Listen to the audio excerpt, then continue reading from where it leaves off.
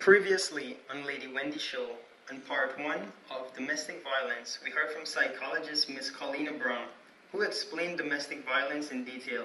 We also heard from director at the Institute for Gender Studies, Ms. Pauline Boulin, and she gave her opinion from where the act of hitting stems from. So sit back and hear us part 2. Hi. Joining me right now, we have Sherlina Najad. She has her master in public health, and she's a consultant, and she is no stranger to you, the Guyanese. She is part of the Red Thread organization, and she's here also to shed some light on domestic violence. Hello. Hi, Wendy. Hi, welcome. Thanks for joining me. Now, my question to you would be about the law. I know you're in public health, but I want to go as to the law, since we don't have someone in law here, if you can shed some light as to when the crime has been committed. How receptive, or what do you do if you were, hurt by your partner? What is the law in Guyana? What does it say? Well, I tell you why I asked you that question. There is certainly a method to my madness. In North America, and I find that maybe this is something that the laws of Guyana needs to look at. Because what happens, you find, I come to the police station and I say, well, Tom Jones has just hit me. They take a report. When it's time to go to court, then you go and you sweeten up back the woman, and the woman wants the charges dropped. In North America, specifically Canada, because I can speak on that, you're not allowed to drop your case. Once you go and you make, and the person has been formally charged, you are not allowed to drop the case. What's your thought on that? Should we have something like that in Guyana? We should, because as it is right now, if the victim says that he or she doesn't want to pursue and press charges, there's no case. So that part of the law that we have currently definitely needs changing, in my opinion, and in lots of advocates' opinions. I would advocate for that. Yes, Go on. yes, because what you said happens very often. Or, maybe other people pressure the victim, family members, or, he or she doesn't have anywhere else to go, the financial stress. So there are lots of reasons why victims don't press charges, don't continue with the charges. So if we had a law which allowed those cases to go through and, go through the court system, and the perpetrators And to be I think, prosecuted, a matter of that would fact, make a big difference. I think a letter, or I think as an activist or your organization, or even everybody, because everybody's citizen, everybody has a family or a friend, or once you're a child of God, then that is out there, that is being affected by domestic violence. I think we need to be active in getting that law out, because I do believe once you get someone charged, that you should be prosecuted, and let the law deals with that, so that we don't have what happened in the last month continue to happen. Because how often, and that's the next question for you, do you think the victim would have complained in some cases? Do you think they complain at all?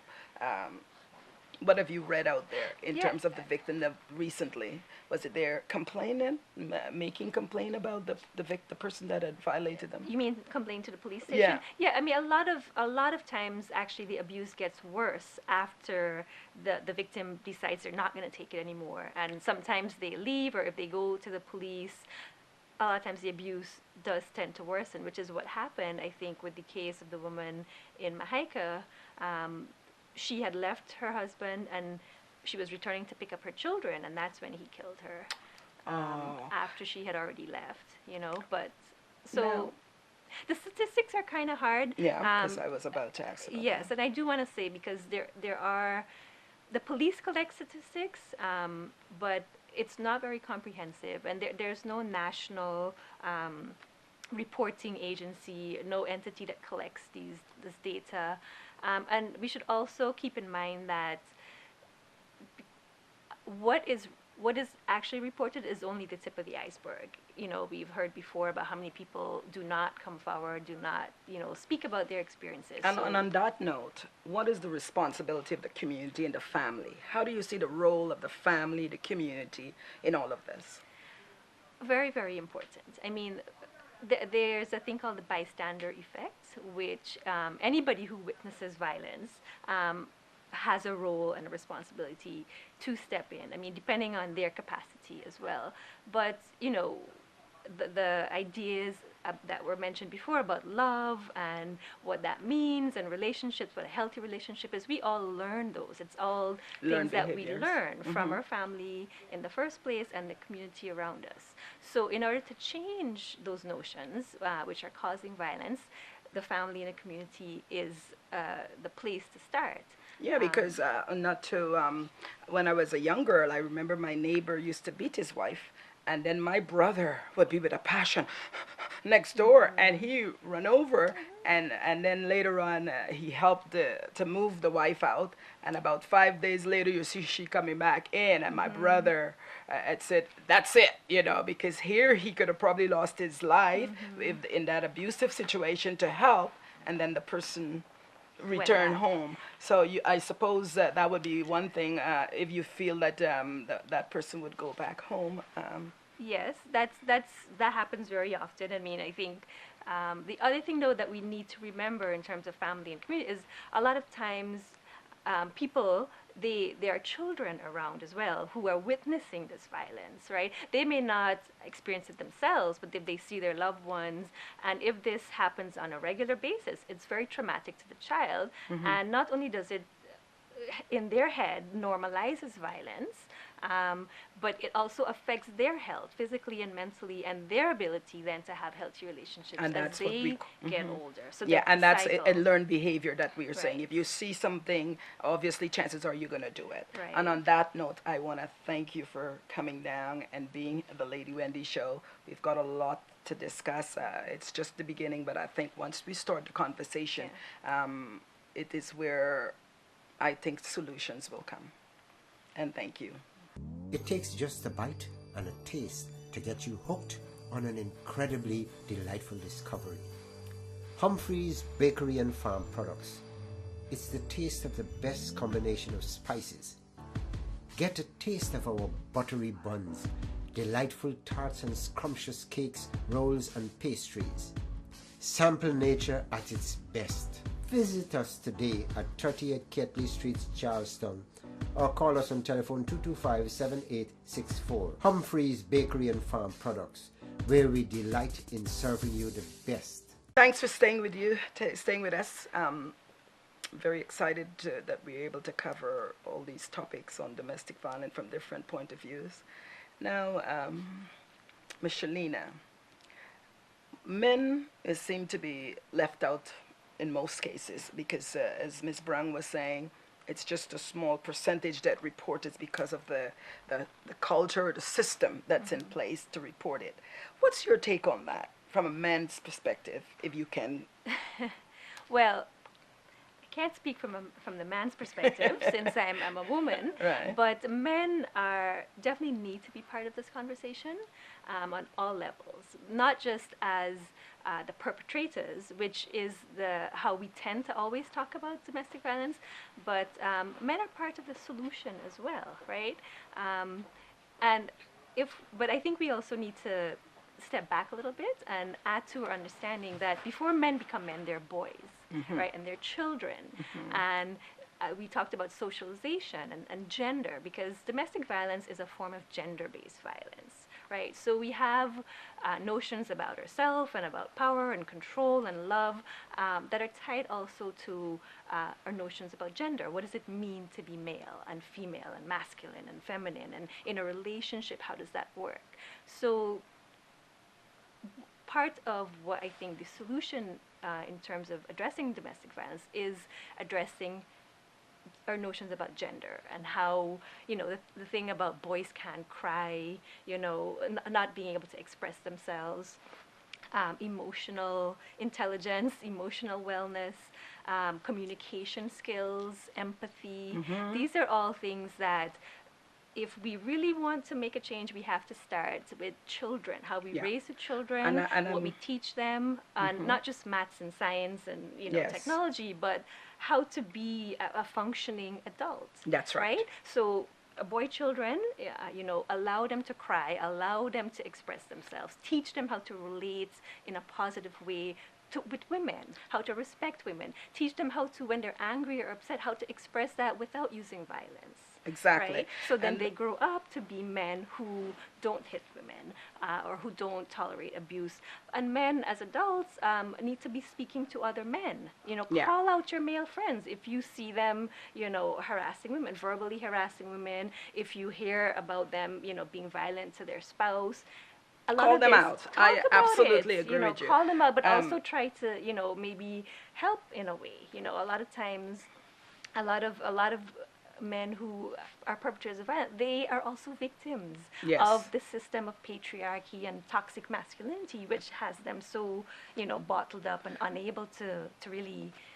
The other thing, as you mentioned, the masculinity, it's like it's out there that if you hit the dominance factor that Ms. Boleyn referred to earlier, and I think that the reason for that, and we go right back, is that education is so critical, and going into the schools and start talking. Do we have programs in the schools? Because you say when you start the conversation at a young age, you can be sure that it will be it would pay dividends as you get older, and at least that's my opinion on it. What's your thoughts on that? Definitely. There is no formal program. I think there are ad hoc programs. People might go in and do a lecture or presentation, but there's no, systematic program that talks in the school system. Just as there's nothing about sex education, which should teach us about responsibility, how to handle our hormones and feelings and all of that. So yes, we definitely need a lot more work, but also not just schools. I think anybody in any setting. You don't have to have children yourself to deal with this issue. And one thing we haven't touched upon, which, may be too sensitive, but religion. Well, a matter of fact, you just took that out, and I was about to say that I am going to be having a conversation as to what is the role of the church in the community. It is needed, suicidal, teenage pregnancy, violence. So we will be having a conversation around this as the role of the church within the community. And okay, but also realizing that a lot of religion, organized religion, perpetrates a lot of negative notions about gender and about roles of male and female, so you're looking religion is part of the problem as well as part of the solution. No, but I was looking at, in terms of the churches being able to, instill whether in the Sunday school class, definitely hitting is wrong, talk to the young, respectful. However, you're absolutely right, because the church is who has for years who's portrayed dominance. The man is. So religion plays a very powerful role in a lot of people's lives. So you have power to be a force for good or a force for evil. Okay. So on all of that level, and it's not just the church, it's all the religions. We are a multi-ethnic, multicultural society, so yes, and that plays a role. Well, I thank you, and I thank you. You have shed a lot of light. All of my guests today, I think, as I said in the starting, I went to bed and I woke up with such a heavy heart, knowing that this was a topic that we were going to be discussing. But I feel, knowing that the conversation has started and it is going on, that I was told there's a rally that is planned, and there's going to be a lot of public speaking out there about it. And we have to talk about it. Definitely. We have to look at the different solutions. So I thank you for coming down to the Lady Wendy Show. Thank you. Drink and love this house. And then he threw Carol right away around the house and said, "You're going to kill me and make sure end him." And I started squealing in the house, because I just imagine he's gonna strike the match anytime, and this is Carol. How fast could we get out? And then I have these small children. How much of them I would save? Are you afraid of the person you love? Do you spend a lot of time in fear or in stressed out because you don't know if your life is going to be threatened by this person who you're supposed to love? Domestic violence can occur between family members and those in a current or estranged marriage, legal or common law. It is a crime and is punishable under Guyana's laws. The abuse started by slapping. But I say it's just a slap, and I didn't take it for nothing. And eventually, from one slap, it turned to a beating. Kick you, cuff you, and start from there to break jaw, break foot. He hold me by my shoulder and pull me down, push me onto the chairs, and the chair had a nail, and it ripped me straight across here. When he weary beat with wood, that man take off his shoes and lash me with it. When he done with his shoes, he kicked me like a ball. When he started to stab me. I ended up in a coma. Yeah. That, like for 3 days. He used to beat her a lot. Sometime in the middle of the night, neighbors gotta run out to her rescue. What are the psychological effects of domestic violence on women? They begin to feel so badly about themselves. There's very low self-concept, low self-worth, and you know, what that does to people is to make them behave in abnormal ways. It started troubling my nerves, like forgetting things. Like time I get up, I'm like, well, my only daughter at one time, I go for shy over the landing. He beat me so bad that I don't know what to do. I said, better kill all these children and myself. I go on the bed and I pull out the pipe and I say, if you hit me one more time, I'm going to drink this thing. I open the thing and I pour in it like if there's no tomorrow. I say, well, me ain't afraid to meet me makeup.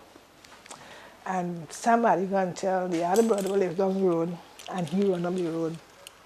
And when he run up the road now, he get a car for me. And he come with me to the hospital. I was still by the gardens on home stretch, like 11 o'clock the night with me daughter walking, and I didn't know what's going on. Abusers generally believe they have the right to have control, authority, and domination over their partners.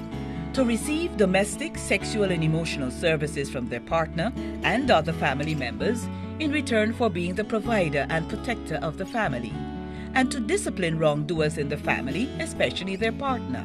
There is this notion that a man is the head of the household, that he is the boss, that everything should be done to either please him or at least to prevent him from getting angry enough. So if a man gets angry and hits, more often than not, the woman is blamed for having done something wrong for which she ought to be punished.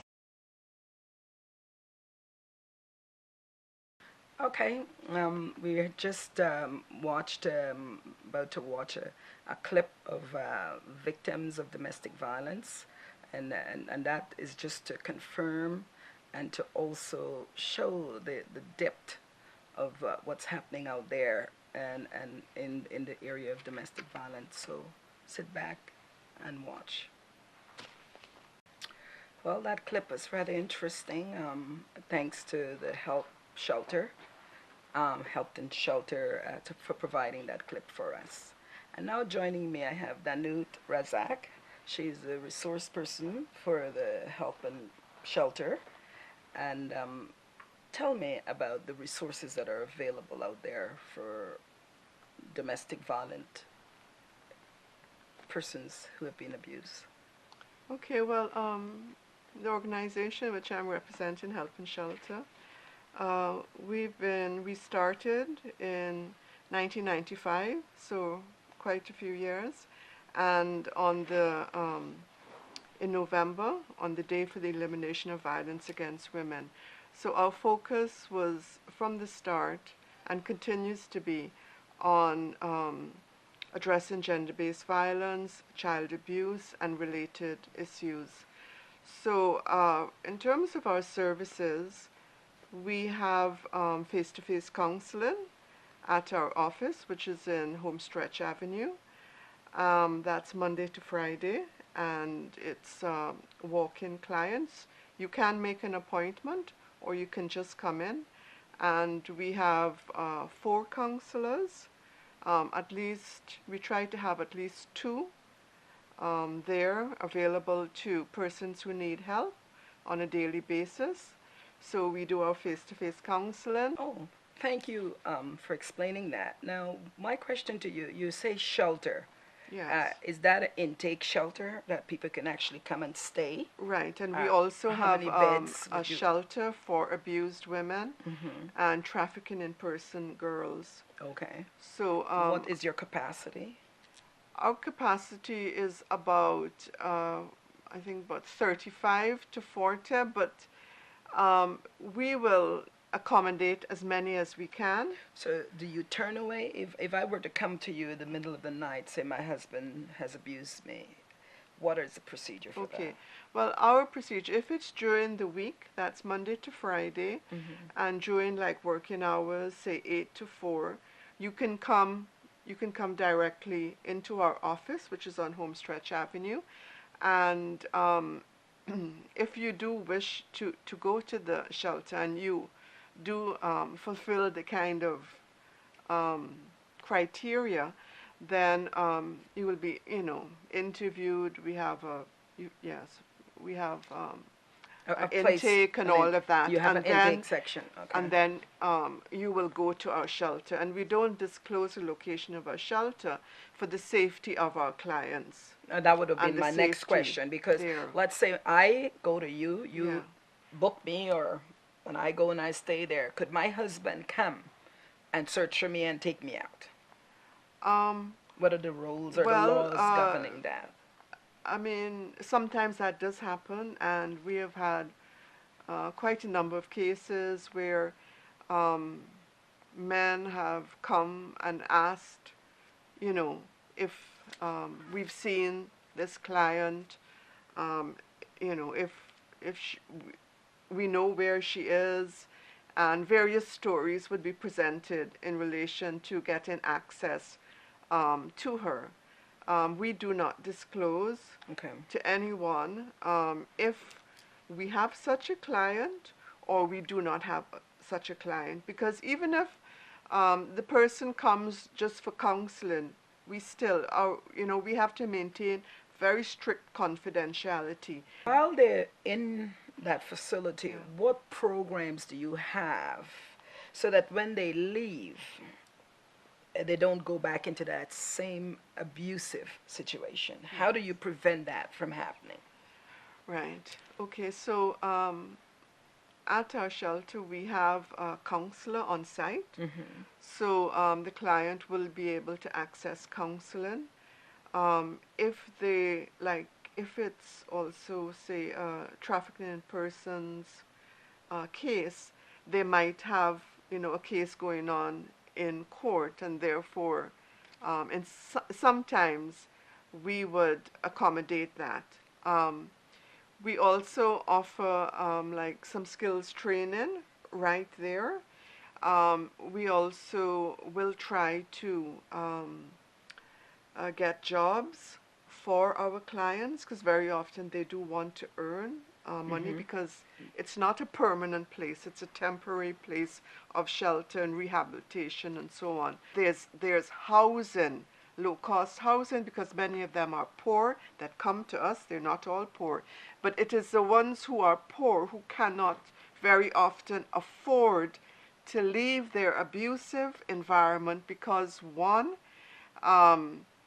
they lack the skills, right? Earning and skills in terms of earning capacity, and they lack the physical structure, the physical home to go into with their children, and that is a real problem we need to keep in mind, because even if they don't go back to the abusive environment, even if they go to a family member, we know this from what our clients have told us.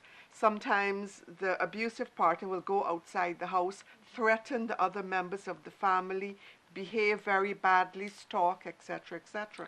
And very often, and the other thing is, many of them who come to us from poor environments, so sometimes their family cannot afford to keep them, and many of our clients are not single, like they don't have children. Many of them have children, 3 and 4 so then children. the chances of them. So it is difficult to transition, but I would hope that, you know, we have Sovereign Wealth Fund and we're hearing about these things, and hopefully, you know, there'll be more available resources. But this is a critical thing, so that we can allow persons to move out of abusive environments into safe living spaces.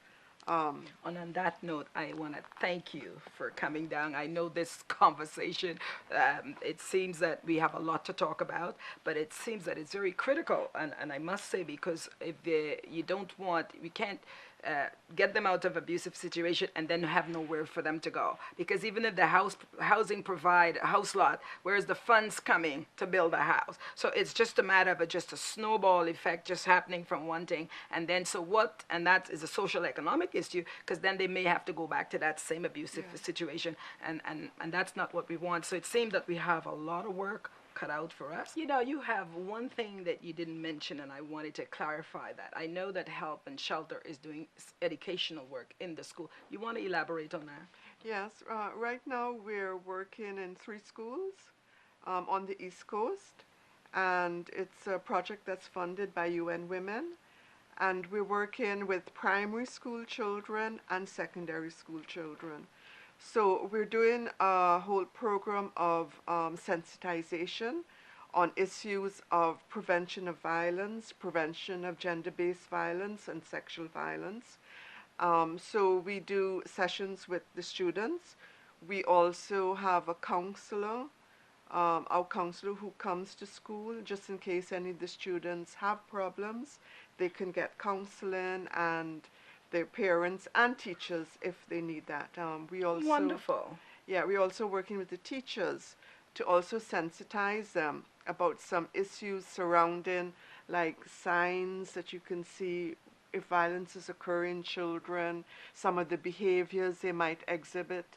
And we're hoping to try and have a little system in school where, because when we leave, we want, you know, we want the school to be able to undertake some of these things. So what we would hope to do is to have like a little system in the school where the teachers can recognize signs.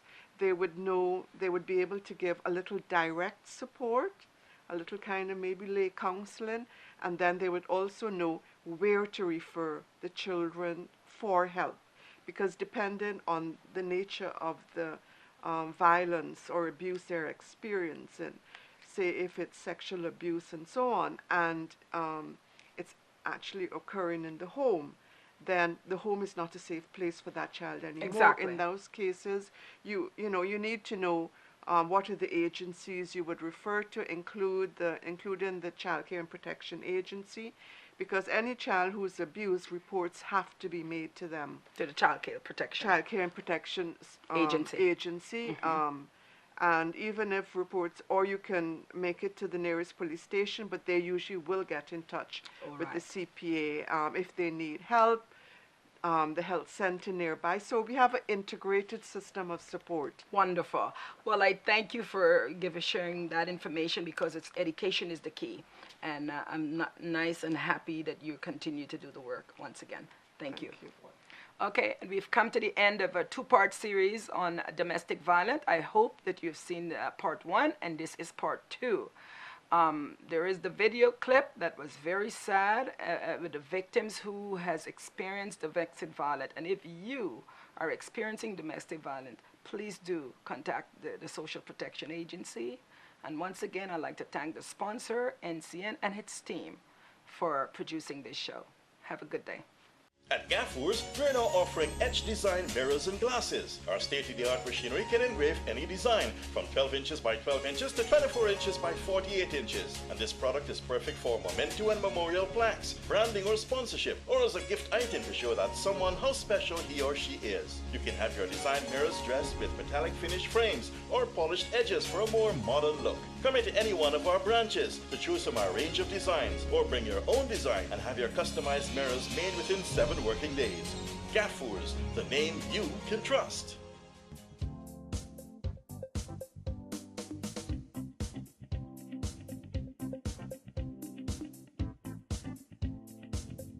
Is your business experiencing slow traffic?